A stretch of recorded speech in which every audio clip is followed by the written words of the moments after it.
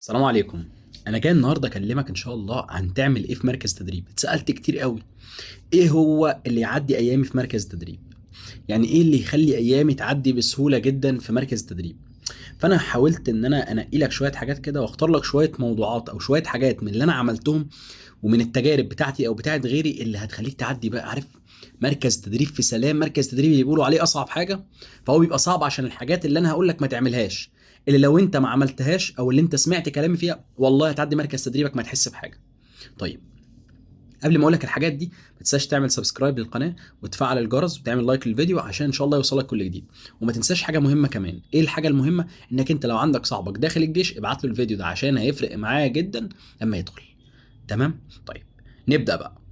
مبدئيا، السؤال اللي انا بتساله اللي انا لسه قايل لك عليه، اعمل ايه في مركز تدريب عشان اعدي؟ انا كل الناس تقول لي على مركز تدريب انه هيبقى صعب، وفي ناس بدات تقول ايه، ده دلوقتي مركز تدريب بقى 90 يوم، ده دلوقتي بقى مركز تدريب 70 يوم، ده دلوقتي بقى مركز تدريب 60 يوم، ده دلوقتي مركز تدريب 45 يوم في الداخليه وفي حربيه 90. طيب، انا سواء قعدت 90 سواء قعدت 45 سواء قعدت 20 سواء قعدت، انا دلوقتي اتصرف ازاي وانا في مركز تدريب عشان ايامي تعدي؟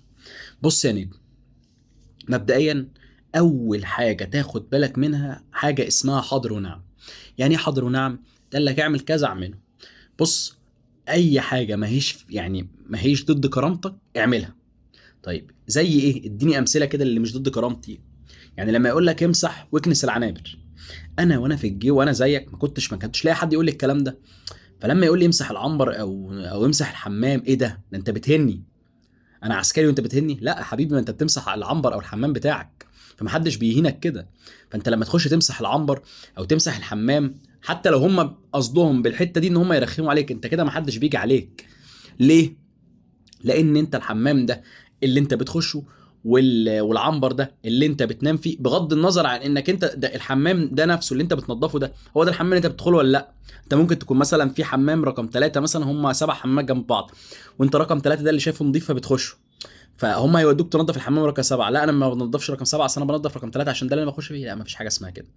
انت طالما بتخش الحمامات اللي هي دي، اذا انت بتنظف مكانك، بغض النظر عن انك انت بتنظف حمام رقم 3 ولا الحمام رقم 7، بتنظف الحمام اللي بتخش ولا الحمام بتخشوش. يبقى اول حاجه اكون عارفها هي ايه؟ حاضر ونعم. حاضر ونعم بتريح. يقول لك اقف خدمه في المكان الفلاني تقف خدمه في المكان الفلاني، اعمل كذا تعمل كذا، انزل هات كذا تنزل تجيب كذا، ارقد اسحف اعمل سوي. بص، ده بيريح. يعني انت عايز تقول حاضر ونعم هتستريح. رقم اتنين، في شتايم ميري وفي شتايم مش ميري. الشتايم الميري مقبوله، الشتايم اللي مش ميري مش مقبوله. طب ايه الشتايم الميري المقبوله؟ لما يقول لك مثلا وليكن لو انت حربيه يقول لك يا عسكري يا بياده، دي شتيمه ميري مقبوله. لما يجي يعمل معاك حاجات تانية برضو ميري، زي ايه مثلا؟ يعني خلينا في الكلام الاول، يجي يقول لك مثلا يا ابن كذا. لا، لما يقول لي يا ابن كذا ده ما بيشتمنيش ميري، ده بيشتمني ملكي، يبقى هرد عليه ملكي. ليه؟ لان طالما شتمك وتطاول عليك وشتم اهلك او شتمك شتيمه غير ميري تساوت الروس، راسك هي راسه. شوف بقى مين القائد بتاعك الاعلى وتروح تكلمه. بس خد بالك وانت بتشكي للقائد بتاعك انك انت ممكن تترازى شويه بعد كده، تقبل المرازيه مش مشكله، الحته دي اللي فيها كرامتك. انما لما تيجي تنظف في حمام ولا تنظف عنبر، دي مش كرامتك. لما تيجي ت... تتشتم شتايم ميري، دي مش كرامتك. لما تيجي تسمع الكلام في الحاجات الميري، دي مش كرامتك.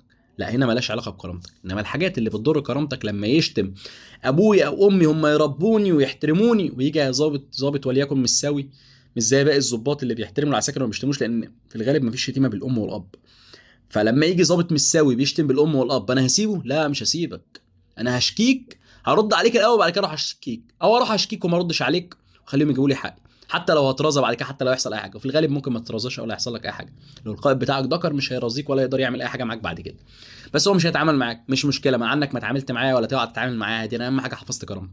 انما الحاجات الميري ما فيهاش حفظ ايه؟ حفظ كرامه. اتنين، لما يجي يقول لك اسحف، يجي يعاقبك ويطلعك خدمه مش كويسه، دي حاجات ميري ما فيهاش كرامه. يبقى انا خليني ماشي بمبدأ اي حاجه ميري ملهاش علاقه بالكرامه، اي حاجه ميري ما بتزعلنيش، اي حاجه ميري هعملها عادي. تمام؟ ادي رقم واحد. يبقى كلمه اه ونعم بتريح، الاعتراض كتير هيزعلك، الاعتراض كتير هيجيب لك المرضيه، الاعتراض كتير هيقلل ساعات نومك، الاعتراض كتير هيطلعك خدمات مش كويسه. ما تعترضش، نعم وحاضر. الحاجه الثالثه اللي بيتطبق على المجموع لازم يتطبق على الفرد. بمعنى ايه؟ هو بيقول حاجه لينا كلنا، الكل قبلها. انا اللي هعمل فيها انا جامد يعني؟ اللي لا، اللي ما طالما ما اخصنيش انا ما اخدهاش على نفسي. يعني خليه غلط، قال يا عساكر يا كذا، انا مش قابل الكلمه دي، بس ما تقبلهاش لما يقولها لك انت. بما انه بيجمع يبقى هو يقصد الوحش، ما يقصدش الحلو، يبقى ما اخدهاش على نفسي، يبقى ما اعملش مشكله بسببها. فاهم؟ يبقى الحسنه بتخص والسيئه بتعم. بما انه هو بيعمم السيئه وهو يقصد بيها ان انا، او يقصد بيها الناس اللي هم مش كويسين، ولكن اللي بيعملوا صوت او اللي ما بيتدربوش او انا هعتبر نفسي ان انا راجل كويس وبتمرن، فمش هاخد الكلام على نفسي. تمام تمام. طيب الحاجة الرابعة والمهمة جدا ان سيادتك تكون بتصلي كويس وتكون بتقرأ قرآن. طيب، هو القرآن اساس القرآن ايه؟ قال لك سلامة الروح. يعني القرآن اهم حاجة في القرآن ايه؟ الروحانيات. طب انا واحد مسيحي دلوقتي بيتفرج عليا يقول لي يعني ده انا زعلان منك كده، انت مش معنى بتتكلم على القرآن بس. يا عم بص، اي حاجة ليها علاقة بالعقيدة بتاعتك ايا كان ديانتك ايه، قرب نفسك منها، هتلاقي نفسك دايما العقيده ليها علاقه بالروحانيات، فتلاقي نفسك روحك بتهدى ونفسك بتهدى. فلو في ضغط عليك بتستحمله. ربنا هو اللي بينزل السكينه على الناس.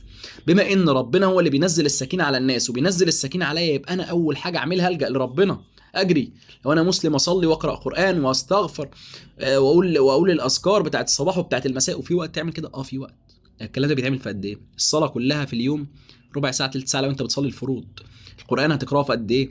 المسيحي لو هيقيم الشعائر بتاع الدين وهيقعد قد ايه؟ كل ده وقت بسيط جدا. هتقرأ قرآن هتقرأه في قد ايه؟ هتقرأ الأذكار هتقرأها في قد ايه؟ كل وقت بسيط. فاهمني؟ بس هيهدي من روحك. الحاجة الخامسة، سيادتك لو رايح خد معاك أي كتاب صغير. أعمل إيه بالكتاب ده؟ أنا ما بحبش القراءة. يا عم ما تحبش القراءة، عنك ما حبيت القراءة مش مشكلة. خد معاك كتاب صغير لما تلاقي نفسك قاعد تتسلى فيه. هيضيع لك شويه وقت، حتى لو ما بتحبش القراءه ومش تقرا كتير مش مشكله، هيضيع لك شويه وقت. ولو انت شخص عندك استعداد للدراسه بعد كده، يعني مثلا كنت انا في حقوق، فجيت داخل الجيش قلت ايه؟ انا هقدم في دبلومه. طب يا عم هتقدم في الدبلومه ليه؟ ما تستنى لما تخلص. لا، قلت هقدم في دبلومه ليه؟ هقدم في دبلومه يا عم عشان عايز اخد الماجستير بدري، والحمد لله خدت الماجستير. اقدم في دبلومه، اقدم في دبلومه ليه؟ هقدم في دبلومه عشان انا عايز اذاكر واعمل شويه حاجات جوه حتى لو مضغوط عشان وقتي يعدي. يبقى في وقت، هيبقى في وقت لازم تضيعه في حاجه. الحاجه السادسه، ودي مهمه جدا جدا جدا فوق ما تتخيلها، ما تعملش نفسك فيها فاهم كل حاجه. لو عملت فيها نفسك فاهم كل حاجه هتضيع نفسك. لو عملت فيها نفسك فاهم في كل حاجه هتضيع مجهودك. لو عملت فيها نفسك فاهم في كل حاجه هيحصل معاك حاجتين مهمين قوي. عارف هما ايه؟ واحد، هتلاقي نفسك كل حاجه بينتدبوك فيها، سواء هي اصلا تشغيلك او لا. يعني مثلا انا بشتغل وورد، تمام، بشتغل على الكمبيوتر، بشتغل على برنامج الوورد والاكسل، ماشي. حصلت عندهم مشكله مش عارف فين في اي حاجه، قلت لهم ايه؟ ده انا جامد جدا عايز احلها. انا اقصد ايه من ان انا عايز احلها دي؟ اقصد من ان انا عايز احلها ان انا يعني ان انا عايزهم يحبوني بقى وياخدوني على حجرهم وبتاع. ولكن هم ما فيش حد ليه حبيب، هو كل الفكره ان احنا في الجيش هنا، فاحنا هنا بنخدم الجيش. فبما انك انت شخص هتخدم الجيش، فانا هحط عليك في الحته دي عشان انت هتخدم الجيش لانك مش قاعد لي. هو ده اللي بيحصل. فاللي بيحصل ايه؟ اللي بيحصل ان سيادتك لو رحت حليت مشكله مش تبع تشغيلك، مش تبع الحاجه اللي انت اصلا بتشتغلها في الجيش، هتبقى الحاجه دي بتاعتك كل مره ومحدش هيشكرك عليها. اول مره بس اللي هتتشكر عليها، بعد كده هتبقى بتاعتك. فالاحسن ان انت ما تعملش فيها نصح لسببين. لان لو عملتها كل مره جنب تشغيلك مش هتتشكر عليها. ولو بوظتها في مره وانت مش واخد بالك، او لان هي فيها مشكله، لان معظم الاجهزه بتاعتهم او معظم حاجاتهم بتبقى متهالكه، يعني حاجات خلصانه، فانت لو جيت اشتغلت عليها وباظت هتشيلها انت، هيشيلوها لك. يعني لا بيحمد على انك انت عملتها، ولا بيسيبك لو انت بوظتها. فالاحسن ان ما ادخلش نفسي في حاجه انا ماليش فيها. الحاجه اللي انت بتعرف تعملها هي دي اللي انت تعملها. ظابط بينتدبني الحاجه مش تشغيلي، انا مش هعملها،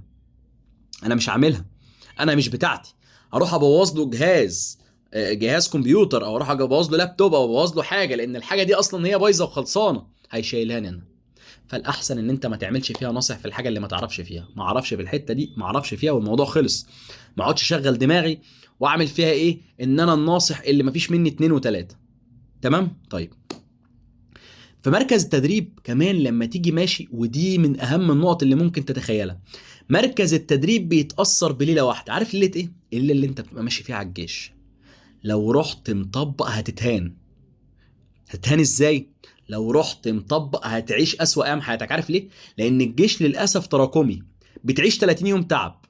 عارف انت لو رحت مطبق اليوم اللي انت ماشي فيه على الجيش، هتروح مطبق تمام، وهتروح تنام اول يوم هناك 5 ساعات، بعديها اليوم اللي بعده هتنام 5 ساعات، بعد ده انت جسمك هتموت. طب لو انا رايح 8 ساعات، 8 ساعات اللي قبليهم بتوع الليل، اليوم اللي قبليهم شايلين، يبقى انا هنام 5 ساعات هيمشوا، 5 ساعات هيمشوا، 5 ساعات هيمشوا. انما اليوم ده ممكن يتسبب في ان ال 30 يوم ولا 40 يوم ولا ال 90 يوم اللي انا قاعدهم في الجيش يبقوا سود.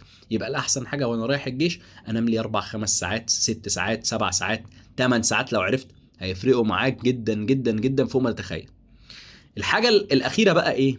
الحاجه الاخيره ان سيادتك لما تروح الجيش وانت ماشي على الجيش، ما تخشش تشغل دماغك مع العساكر. في عسكري بيبقى ايه؟ بيتولى امرك، بيدخلك، سواء بقى بيدخلك مركز التدريب، سواء بيوديك العنبر، سواء هتلاقيه في اتامه الدنيا، وغصب عنه لانه لو ما بقاش اتم انت هتاخد عليه ومش تسمع كلامه، وغصب عنه لو ما بقاش اتم هيلاقي نفسه متشال من المكان اللي هو فيه، لو هو شاويش وليكن، او لو هو حاكم دار.